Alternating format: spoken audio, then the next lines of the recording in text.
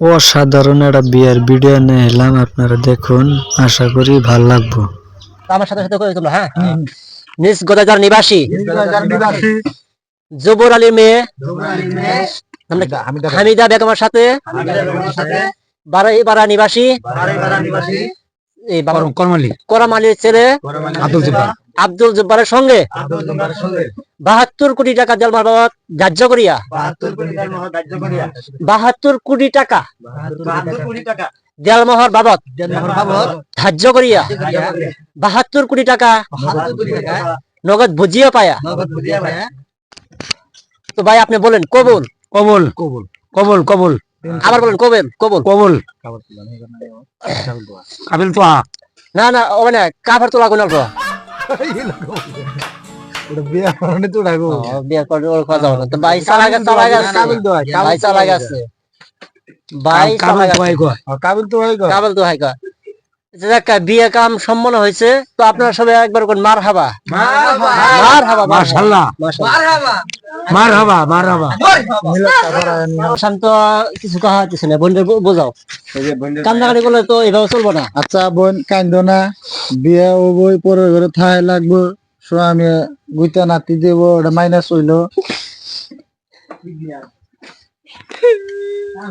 না বোন করমালির লগে আব্দুল জব্বারের ছেলে। আচ্ছা আমি বলি, হ্যাঁ সাথে সাথে বলেন বারাইপাড়া নিবাসী করিম আলীর ছেলে আমরা কি আছি আব্দুল জব্বারের সঙ্গে নিজ গোদাগার নিবাসী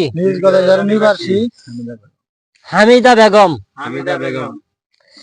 ৭০ কোটি টাকা ধার্য করিয়া ৭০ কোটি টাকা জেলমোহর বাবদ ধার্য করিয়া ৭২ কোটি টাকা নগদ বুঝিয়ে পায়া।